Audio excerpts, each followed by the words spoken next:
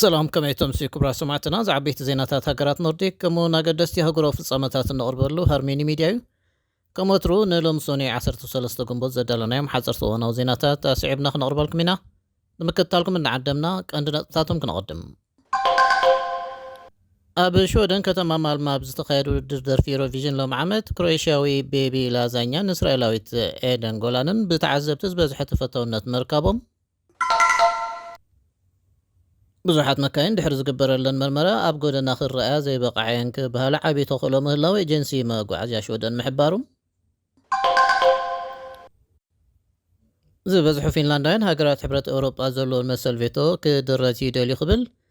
ብፎረም ንግድን ፖሊስን ፊንላንድ ኢቫ ዝተኻየደ ሓድሽ መጽናዕቲ ምርግጋጹም ከምኡውን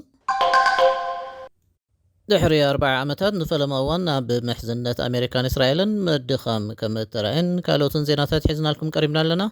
ንምክትታልኩም ደጊምና እናዓደምና ሕጂ በቐጥታ ናብ ዝርዝራቶም ኣብ ሽወደን ከተማ ማልማ ብዝተኻየዱ ድርድር ፊ ዩሮቪዥን ሎም ዓመት ክሮኤሽያዊ ቤቢ ላዛኛን እስራኤላዊት ኤደን ጎላንን ብተዓዘብቲ ዝበዝሐ ተፈታውነት ምርካቦም ይንገር ኣሎ ብፍላይ እቲ ክሮኤሽያዊ ደራፋይ ንሰሙን መመላእታ ኩባንያታት ዝወራረድሉ ፍቱው ተወዳዳሪ ክኸውን ከሎ እስራኤላዊት ጎላን ግና ብኣንጻሩ ተፈታውነታ ምንካያር እዩ ሽወደን ኣብዚ ውድድር ብኖርዌጃውያን ማናቱ ማርክሰን ማርቲነስን ዝተወከለት ኮይና ክልቲኦም ኣብ ማልማ ኣብ ዝጸንሕሉ እዋን ምስ ካልኦት ተወዳደርቲ ጽቡቕ ዕርክነት ምፍጣሮም ገሊጾም ኣለዉ ዝናኾነ ብኣሽሓት ዝቝጸሩ ደገፍቲ ፍልስጥኤም ዝኾኑ ሰልፈኛታት ዝሓለፈ ሐሙስ ናብ ጎደናታት ማልማ ወፂኦም እስራኤል ኣብ ውድድር ፊ ዩሮቪዥን ብምስታፋ ተቃውሞም ኣስሚዖም ኣለዉ ተቃውሞ በተዛማዲ በሰላማዊ መንገዲ በውሕዳት ማእሰርቲ ጥራይ ከም ዝሓለፈ ፖሊስ ገሊጾም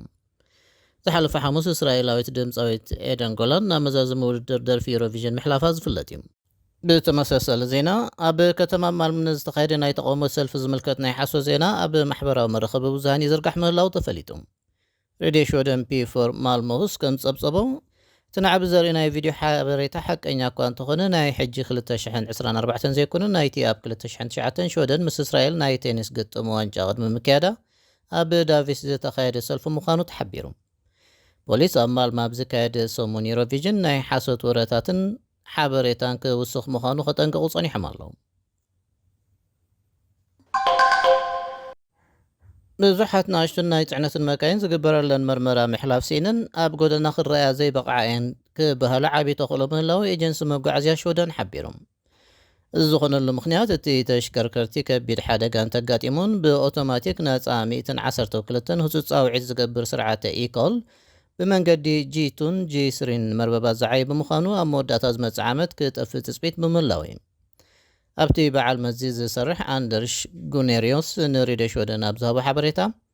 እዚ ዓብዪ ፀገም ክኸውን ከም ዝኽእል እንተኾነ ግና ነቲ ጉዳይ ንምፍታሕ ዘተ ይቕፅል ከም ዘሎ ሓቢሩ ኣሎ ሕብረት ኤውሮጳ ኣብ ጉዳያት ፖሊሲ ወፃኢ ሓደ ዓይነት መርገፂ ክሕዝ ከም ዘሎ መብዛሕትኦም ኣብቲ ብፎረም ንግድን ፖሊስን ፊንላንድ ኢቫ ዝተኻየደ ሓድሽ መጽናዕቲ ርእይቶኦም ዝሃቡ ሰባት ገሊፆም ዳርጋ 3 ወይ 72 ሚእታዊት ካብቶም መልሲ ዝሃቡ ሰባት እቲ 27 ሃገራት ዝሓቐፉ ውድብ ኣብ መድረኽ ዓለም ተኣማንነቱ ንምዕባይ ኣብ ፖሊሲ ወፃኢ ሓደ ዓይነት መርገፂ ክሕዝ ከም ዘለዎ ሓሳብ ኣቢሞም ኣለዉ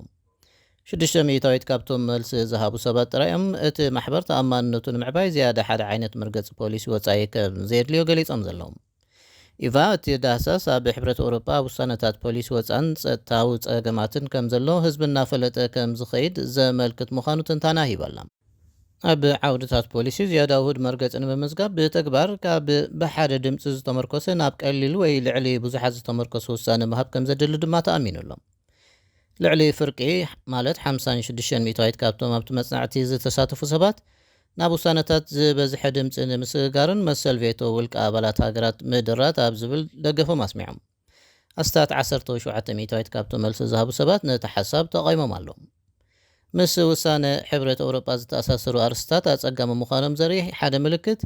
ልዕሊ 27 ሚእታዊት ኣብቲ እማመ ርእይቶ ዘይመሃቦም እዩ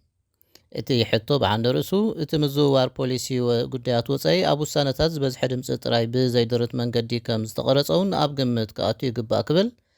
ኣሰናዳይ ኢቫ ሳሚ ሜተሊንን ጽሒፉሎ ፊንላንድ ኣብ 1995 ናብ ሕብረት ኤውሮጳ ካብ እትጽንበር ንድሕር ንዝሓለፈ 2 ዓመታት ኣብ ፊንላንድ ዝድግፍ ኣረኣያታት ሕብረት ኤውሮጳ ካብ ዝኾነ ዋን ላዕሊ ኣብ ዝለዓለ ደረጃ ከም ዝበፅሐ ብኢቫ ዝተገብረ መጽናዕቲ ይሕብር። ዳርጋ 2 ሲሶ ወይ 65 ሚታዊት ካብቶም መልሲ ዝሃቡ ሰባት ኣወንታዊ ኣረኣያ ከም ዘለዎም 15 ሚታዊት ድማ ብዛዕባ ኣባልነት ኣሉታዊ ኣረኣያ ከም ዘለዎም ገሊፆም ኣለዉ። ዳርጋ 19 ሚታዊት ካብቶም መልሲ ዝሃቡ ሰባት ብዛዕባ ኣባልነት ገለልተኛ ኣረኣያ ከም ዘለዎም እዮም ዝገልጹ። ሕብረት ኤውሮጳ ዝድግፍ ኣረኣያታት ካብ ቅድሚ ሕጂ ብዝያዳ ብግልፂ ምኽንያት ይንፀባረቓሉ። ዝሓድሽ ምውሳኽ ርእቶታት ኣብ ጽድያ 2022 ሩስያ ብልዕሊ ዩክሬን ሰፊሕ ወራር ድሕሪ ምጅማራ እዩ ክርአ ጀሚሩ ክብል ሚሊተንን ጽሒፉሎም። ከም ዝበለ ኣረኣያ ዓሚ ቀውዒ ኣብ ዝለዓለ ጠርዙ ማለት 68 ሚታዊት እዩ ነይሩ። ብዛዕባ ኣባልነት ኔቶ ኣብ ፊንላንድ ዘሎ ርእቶ ብተመሳሳሊ እወንታዊ ኮይኑ 76 ሚታዊት ካብቶም መልሲ ዝሃቡ ሰባት ነቲ ኣባልነት ብኣወንታ ከም ዝርእይዎ ገሊፆም።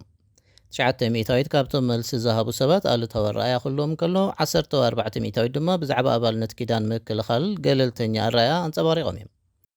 እቲ መጽናዕቲ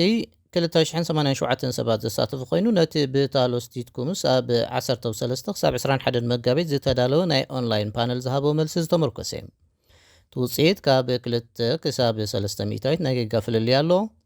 ብመሰረት ጸብጻብ ሄልሲንክ ታይምስ። ምስ ሃርሜኒ ሚድያ ከም ዘለኹም ክቡራት ሰማዕትና ኣብ መወዳእታ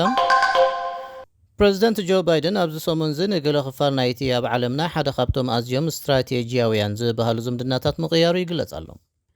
ባይደን ኣብ ቲቪ ኣብ ዝገበሮ ቃለ መሕትት እስራኤል ኣብ ልዕሊ ራፋሕ ውጥን ወራር እንተጀሚራ እንታይ ክፍጠር እዩ ተባሂሉ ኣብ ዝተሓታተሉ እዋን ቀረባ ኣጽዋር ከቋርጽ ኢሉ መሊሱ እዩ። ሰደድ ኣጽዋር ዓንዲ ሕቆ ኪዳን ኣሜሪካን እስራኤልን እዩ። ድሕሪ 40 ዓመታት ንፈለመ እዋን ዝምድና ዘን ክልተ ሃገራት ኣብ ዓብዪ ሓደጋ ምውዳቑ ዘርእዩ ድማ ተባሂሉ ኣሎ። ባይደን ኣብ ውሽጢ ሃገርን ወፃእን ቀጻሊ ጸቕጢ ክግበረሉ ጸኒሐ እዩ።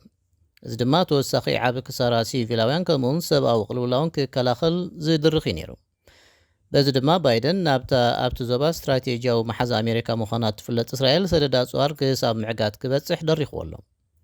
እዚ ስጉምቲ እዚ ድሕሪ ፕረዚደንት ሮናልድ ሬገን ኣብ 1980ታት ዘይተረኣየ ስጉምቲ እዩ። እቲ ኩናት ካብ ዝጅምራት ሒዙ ባይደን ኣብ መንጎቲ ብዘይ ቅድመ ኩነት ንእስራኤል ዝድግፍ ሰልፊ ሪፓብሊክን ኣጸቢቑ ዝተመቓቐለ ሰልፊ ዲሞክራስን ተቐርቂሩ ከም ዘሎ ተንታኒ ሚኒስትሪ ጉዳያት ወፃኢ ነበርን ገዲም ተደራዳሪ ሰላም ማእከላይ ምብራቕን ኣሮን ዴቪድ ሚለር ይገልጽ። ዛጊት እቲ ፕረዚደንት ዝምድና ኣሜሪካን እስራኤልን ዝሃሲ ዝመስል ስጉምቲ ንምውሳድ ፈቓደኛ ከይኮነ ይጸኒሑ ይብል ሚለር። እቲ ዝተቐየረ ድማ እስራኤላውያን ንራፋሕ ንምውራር ናብ ውሳነ ቀሪቦም ኣለዉ ዝብል ኣረኣያ ባይደን እዩ።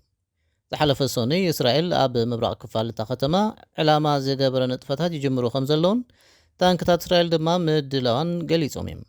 ውድብ ሕቡራት ሃገራት ልዕሊ 100,000 ሰባት ካብቲ ውግእ ከም ዝሃደሙን ከቢድ ሕፅረት መፅለሊ መግቢ ማይን ኣገልግሎት ፅሬትን ከም ዘጋጠሞምን እዮም ዝገልጹ። ቀዳማይ ሚኒስትር እስራኤል ቤንያሚን ናታንያሁ ኣብታ ልዕሊ 1 ሚልዮን ተመዛበልቲ ፍልስጤማውያን ዝነብሩላ ከተማ ሙሉእ መሬታዊ ወራር ከካይድ ምዃኑ ክገልጽ ጸኒሑ ኣሎ። ኣብኡ ተሓቢአን ዘለዋ ዝተረፈ 4 ቦጠሎንታት ሓማስ ንምጥፋዕ ዓብ ስርሒት ከም ዘድሊ ዝኾነ ይኹን ናይ ተኽሲ ዶ ምባል ዝርርብ ይዕወትን ኣይዕወትን ብዘየገድስ ክካይዶ ምዃኑ ድማ ክገልጽ ጸኒሑ እዩ። ባይደን ወራር ረፋሕ እቲ ኩናት ንምቁራፅን ጅሆ ዝተታሕዙ ናፃ ንምውፃእን ዘሎ ዕድል ብመሰረቱ ኣብ ልዕሊ ምድኻም ምስ ጎረቤት ሃገር እስራኤል ዝኾነት ግብፂ ቅልውላው ከለዓል ይኽእል እዩ ዝብል ስጋታት ኣለዎ። እዚ ድማ እዩ እስራኤል ንራፋሕ እንተወሪራ ኣሜሪካ ናብ እስራኤል እትልእኮ ኣጽዋር ዶ ከተብሎ ምዃና ኣብቲ ዝሓለፈ ረቡዕ ዝገበሮ ቃለ መሕትት ቲቪ ገሊጹ ዘሎ። እምበር ክቡራት ሰማዕትና ሎሚ ዝበልናዮም ሓፀርቲ እዋናዊ ዜናታት በዚ ፈፂምና ኣለና። ምሳና ብምጽናሕኩም ኣዝና እናመስገንና በዚ ንሰናበተኩም ሰላም።